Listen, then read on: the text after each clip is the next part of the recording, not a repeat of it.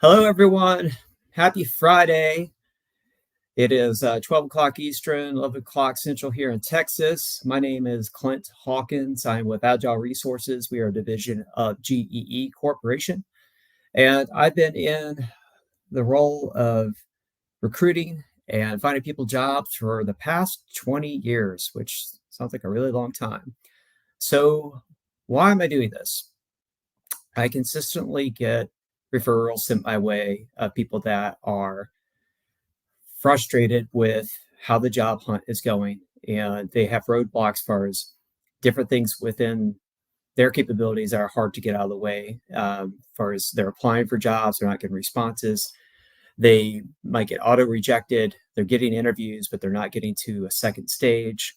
But there's all kinds of different reasons. There's all kinds of different roadblocks that are popping up for us. And it seems to be in this past, I would say 5-6 months, that the job boards in general are really difficult to navigate. And we're getting, as an end user, as a candidate, you're probably getting more frustrated with how that works.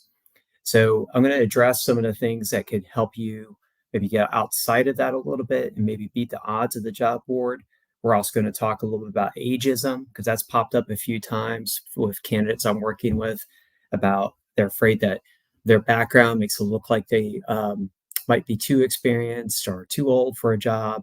And then we're going to talk about the last piece, which is head trash. And there's a gentleman named Carl Graff up in Dallas, Texas, that runs a Sandler methodology training. I'm going to tag him on this later, but he talks about the idea of head trash. And I think a lot of times as job seekers, we have some head trash that keeps us from pursuing things, and we talk ourselves out of some different tactics that would probably work to get to land that interview. So thank you guys all for joining. So the first thing I want to talk about is this idea, this concept that is called 3 1/3. And that idea is the truth of it is, when you send in your resume or you apply online or however you're going through your job application process, the person that reviews your application is probably going to give you about 3 seconds, and they're probably going to read the top 1/3 of your resume. So 3 1/3. So what's that mean for you? One, it's kind of a wake-up call that your best content about you and explaining who you are and where you add value is going to have to be in that first 3 seconds of when somebody reads your resume. It also means that in the top 1/3 of your first page cannot be fluffy. It needs to be really good content. In a world that is dominated by Instagram Reels, TikTok, and everything else that has a pretty much retrained our adult brains to only have attention span of about 3 seconds to say whether I like this or not, you have to start to address that type of content in the way that you're applying for jobs. That might be frustrating because you might be like, well, my greatest hits, the best things I did were down the page a little bit. It's like at the bottom of the first page, or maybe if you make it to the top of my second page, that's good stuff. I get it, because maybe your best thing you ever did was a few jobs ago. I've been there before where I was like, well, that's not the job I want you to look at. Well, I really want you to go back to about 2013. I was really knocking it out of the park back then.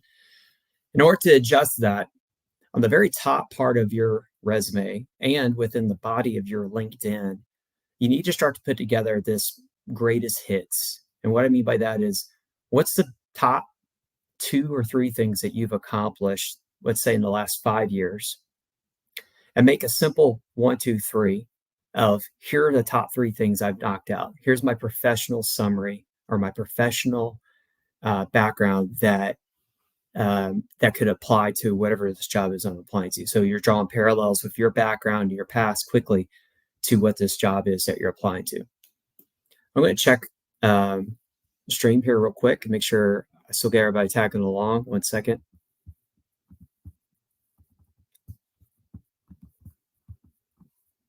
Okay, looks good. So The idea of that too, when we're talking about you got 3 seconds and the top 1/3 of your page or top 1/3 of your resume, is that a lot of times the end user that's seeing your resume for the first time, it's through a couple different lenses that you might not realize. One, they're definitely not printing it out. So take that out of your mind. No one is ever going to print your resume out ever again. And that makes sense, right? Because we don't waste trees by printing out resumes. We don't have time to print a resume and then sit down with a highlighter and be like, oh, wow, look what Clint did. No one's going to do that. So don't worry about the print version. Don't worry about fancy fonts, images, all the glitter. It doesn't matter. You need to come across with the most relevant content towards the very top. The other thing is, too, a lot of times the first time your content will be viewed, it's either going to be on a small screen. So you imagine that. When's the last time you open a PDF or a Word doc on your phone? And what do you have to do? You tap it, it downloads, and then you open pinch it, right? When you open pinch it, it ends up you're just looking at like the very top 1/3, and it's also pushed over to the far left. So after you actually post up your information and you work on your resume, email it to yourself and open it on your phone and see, can I get the gist of what have I done in the past by what I see on my phone? And this is very much a true test. If like we're thinking of like the UX of it, email your resume to yourself, open it up on your phone and see how much can you get done in 3 seconds in the top 1/3 of the page, because most likely that's what you're going to get here. Now, the other side of that is going to be when someone is getting your resume through LinkedIn or Indeed or any other job board. There's two ways it's popping up. One, it's popping up through the tool that they use. Okay. So the tool that they use is actually like using LinkedIn Recruiter, or they're using the back door of Indeed to review your resume. Same thing. It just shows up a very top piece of your resume, and it just shows the top, like the summary of who you are. The other side of that is on it will actually email a full PDF version to the person also. The way mine works, I have a rule set up for Outlook. And every time I get a LinkedIn resume, say if you applied to a product manager spot that I have posted, it automatically goes into another folder. You could probably take a wild guess why. If I've got 5 or 6 different jobs posted, and every time someone applies, which will be hundreds of applications, it's going to flood my inbox. So I set up rules and it goes over into a folder. So that means a couple things. You might have applied, and tell me if this scenario makes sense. You might have applied online. You go and check, and it says that 600 people also applied online. The 600 people that also applied are not getting reviewed also. Okay. They are stuck also in the queue somewhere. Either they're in an ATS, which is an applicant tracking system. So if you apply online through LinkedIn or Indeed or Career Builder, whatever it is, most likely it's going from that job board and it's getting fed into an ATS. The ATS is an internal like ERP system that company uses to hold all of their resumes, and then they will take that resume and take you through the employee life cycle, like give you an offer, onboarding, all those things. But it starts with an applicant or application, and they take you all the way through that to onboard you. So this next piece I'm going to teach you really quickly about this 3 1/3 is that if that's all we got is 3 seconds in the top third of our resume, what else are we going to do to outmaneuver the job board? And a couple weeks ago, I chatted about this. You're going to have to break the rules of what have been told that is okay to do on a job boards. A lot of times people are told like, well, just apply online and you can sit and wait. I'm sure you guys are really just okay with sitting and waiting for like weeks, months before you get a response, right? No, you need to actually pursue that lead. And what I mean by pursue it, whenever I'm recruiting for a role personally, like I'm hunting for candidates to place with my clients, I'm inundated with ad responses. The folks that reach out to me on LinkedIn and send me a little note, or better yet, they figure out my real email address because that's posted also in somewhere on the internet. There's my real email address. They'll send me a separate note outside of the application, and that automatically makes them, higher on my radar. You have to do the same thing for yourself. If let's say you applied for 50 jobs last week or this week, rank them. Figure out what was the top 5 out of those jobs you really want to pursue. And don't always just go for like, okay, well, that was the biggest company I applied to. I don't even want to name drop all the big companies, but yes, there's big companies you're going to apply to, but look at the ones that well-written job descriptions that are telling you like this we could align with me really well. Write that down. Go back on LinkedIn and research who do you think would be the hiring manager. So look at your job title, look at the job title of that description, and then look through and search by that company's name and look through the people that might be the hiring manager. From there, figure out what the actual nomenclature or the formula is for their real email address. So like for my example is C Hawkins at gotoagile.com. Well, most likely, if you would go and search like asterisks, like a star at gotoagile.com on the internet, if you would Google that, you actually get a collection of other email addresses from our company. And what I mean by that is the asterisk or star is actually a wild card within a database search. So if you do an asterisk or star and do at that company's web address, that should give you some automatic pop-ups of like, this is the way that they do the nomenclature for their email address. If it's Clint.Hawkins, C Hawkins, or whatever the format is, it's going to show that to you. Then you could just take that top 1/3 of information or take your greatest hits and start to send that over as a direct email to who you think the hiring manager is and ask for their advice. Say, hey, I've researched your team. I'd like your advice about working at company XYZ. Can we catch up sometime? So drive some conversation outside of that. I'm going to check on the comments here on my other tab real quick. And we're going to get into the next part about agism. Okay, perfect. It's a little bit different for me. I've only used this StreamYard a few times, so be patient and make sure I'm covering all my parts. Okay, here we go. Agism. Okay, I can't dive into this too far without probably getting myself caught up and maybe saying something I don't really mean, but here's what it comes down to my perspective. I don't go past page 2 of your resume. So I really don't get to the point where I see someone's first job that they ever had or their graduation date from college. I never get to it. I'm really looking at your last probably 2 to 3 jobs you've had. And that's probably going to mean the last 10 years or sooner, right? That's how most of us behave. Like I'm a professional recruiter, so I do for a living. This is what all of our teams do for a living is review resumes. We review hundreds of resumes a day, thousands in a month, hundreds of thousands over the year, right? It's pretty wild. We don't really go past like page 2.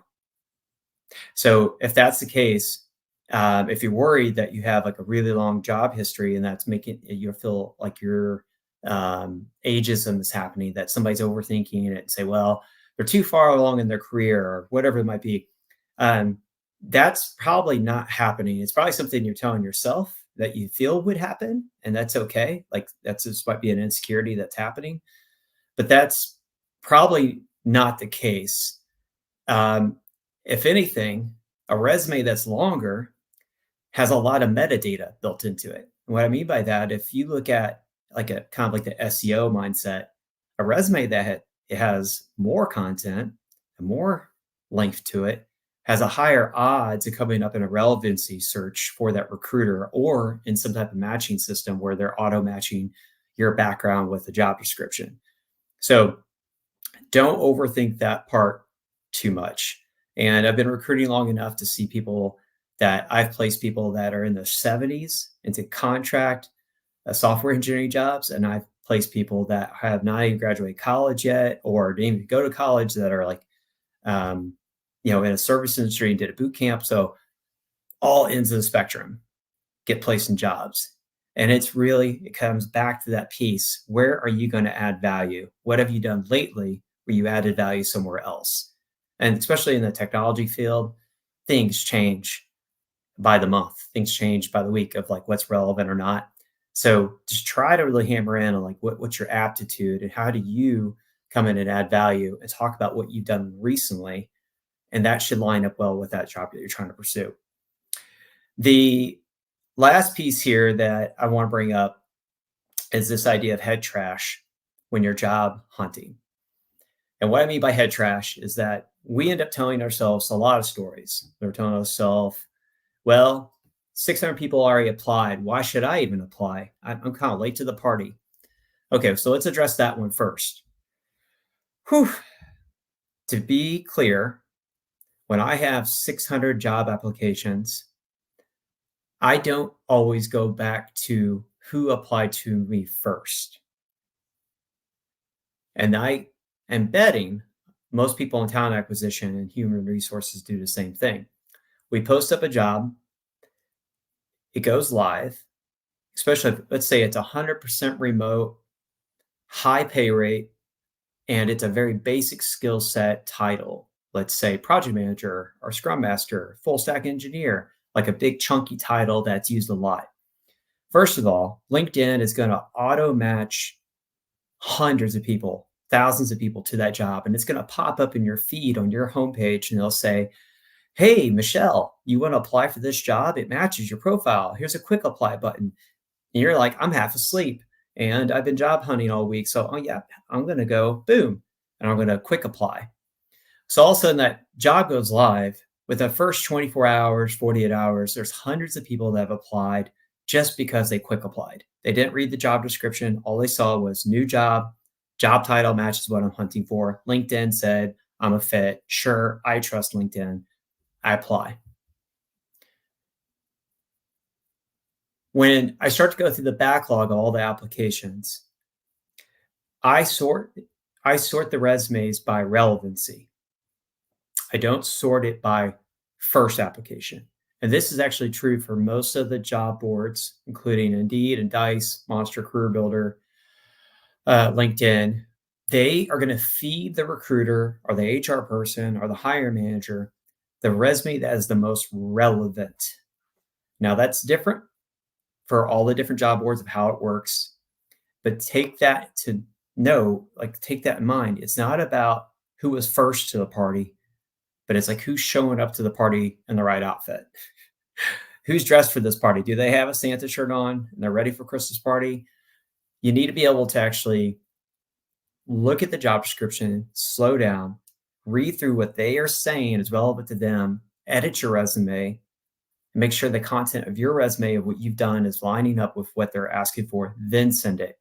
Because that relevancy will make a difference. And going back to the very first part of this conversation, it's the first 3 seconds of somebody reading it, and it's going to be the top 1/3 of that page. All right. I'm going to slow down. I see there's comments popping up, and I need to be able to look at the questions real quick and see if we can address some of these. Okay. The other side of it here. Okay, 1 second. I've tried applying, easy apply, mixed results, any advice. And I'll come back on camera here in a second, guys.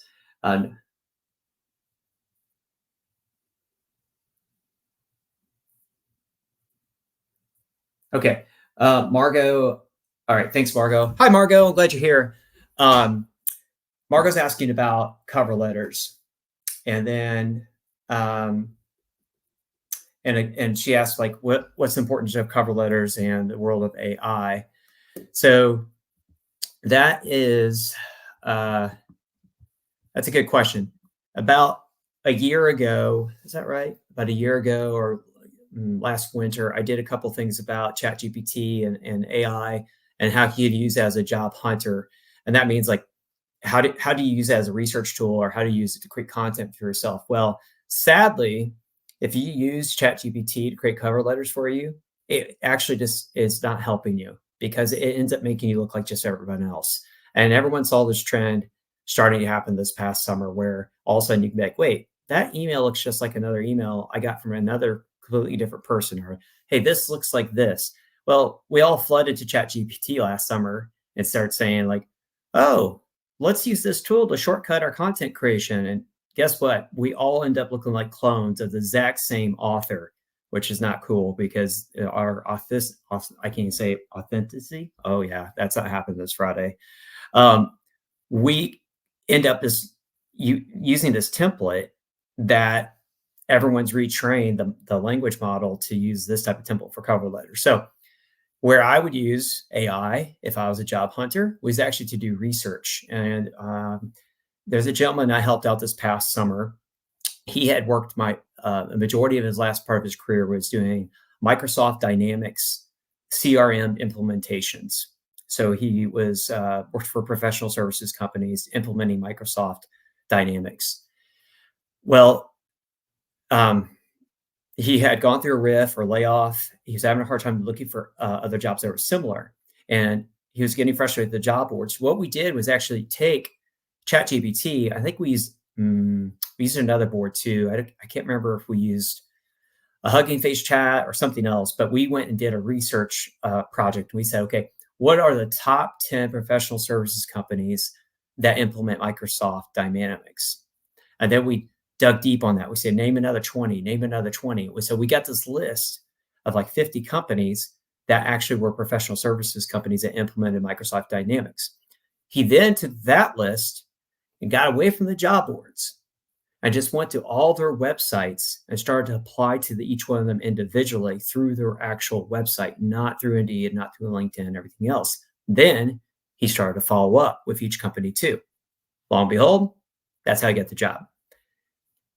Using the job boards to get a heat map of what's happening is fine. It can give you it. But I did at the very top of my comments here, and I'm going to tag it again when I repost this video later. There's a lady named Carolyn Christie that is really good about this particular topic. She posted up something yesterday talking about like the hidden job market.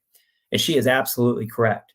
There are thousands of jobs that you can't find on LinkedIn, you can't find on Indeed, or Monster, or Career Builder that are amazing companies to go work for. And why aren't you seeing them?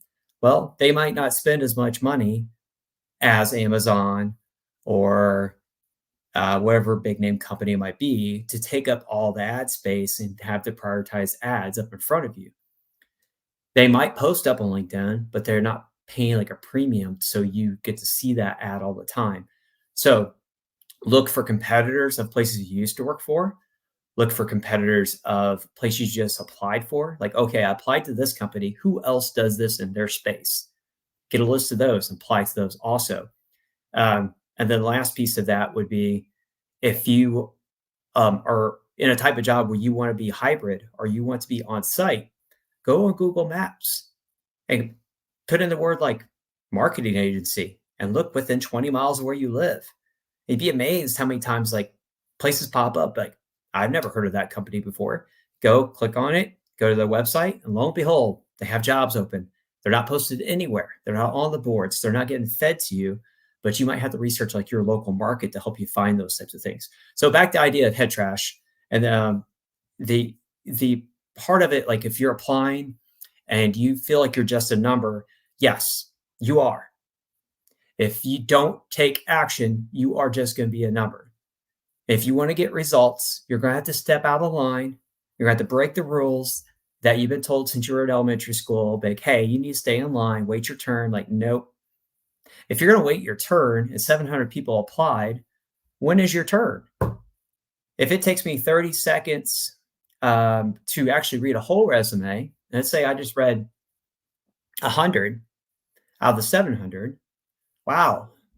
When is your turn? When is your turn that I'm going to call you back? Or I'm going to finally respond back to you through LinkedIn. Step out of line and go pursue those leads that you want to go pursue. And if you need help with those ideas of how to do it, there's a lot of good content out there. Like I said, Carolyn Christie has a lot of good content about how do you step out of line and like go pursue stuff. But this is not the time to kind of sit and wait. And I understand if you're frustrated. I've been there before. I've been there before too, since 20, let's see, February 2020. I've gotten laid off twice, both times super scary. The first time I was out of work for about 4 months. And it's the first time in my life since I was 14 years old to ever be laid off and like not have a job. It just rocked my world, and it rocked my self-worth too. So I know a handful of you guys that are on this right now that are viewing it. I know you personally, and I know you're going through some tough stuff. This head trash of like, I'm only a number. I know one's going to respond to me. I'm getting auto rejected. Every morning when you're job hunting, you're going to have to hit reset. Just like, and I'm not sure if any of you guys are gamers out there. I've got the headset for it, but I don't really do it. It's time every morning you're going to have to hit reset on that game and start all over again. And that's okay. But don't let the auto rejection, you just being a number, be the thing that kind of like wears you out and tells you you're not good enough to get the next job, or you shouldn't apply to one more, or you should just sit and wait a little bit longer. So I appreciate you guys hopping on. We're getting close to time, so I'm going to check the comments here again. Again, I'm a little bit new to this, streaming it live, so make sure I'm not missing out some things here.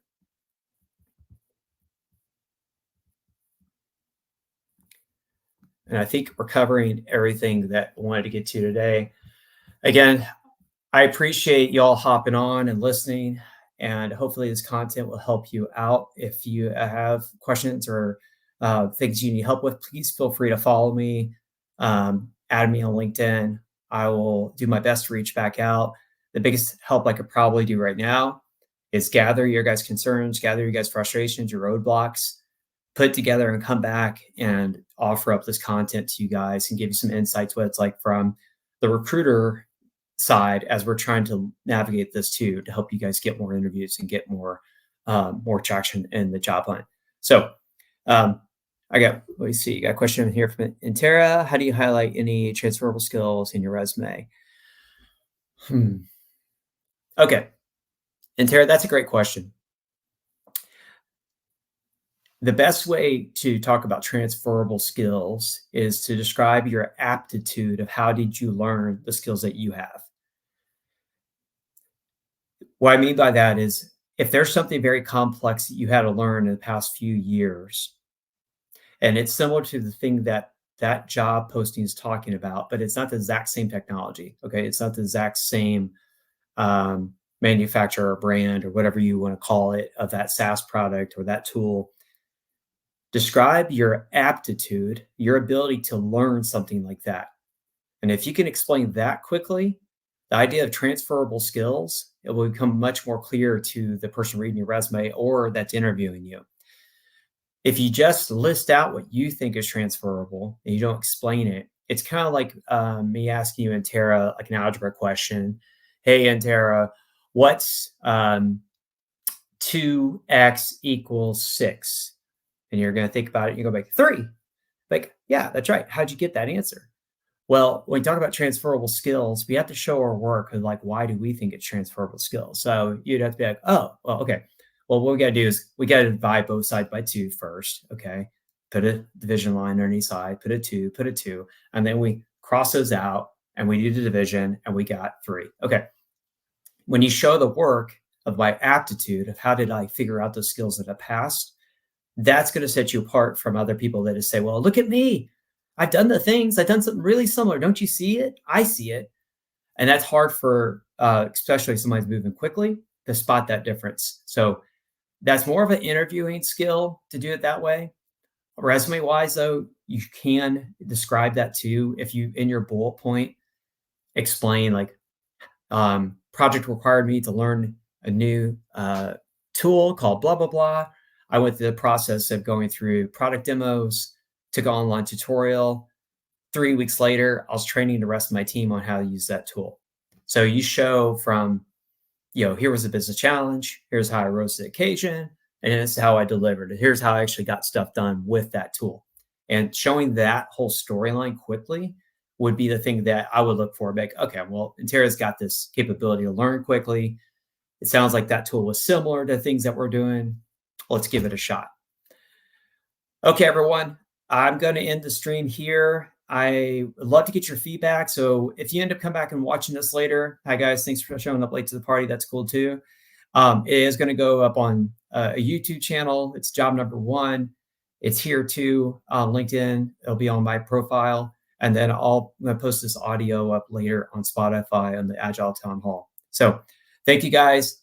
Happy Friday. And I'll chat with you soon.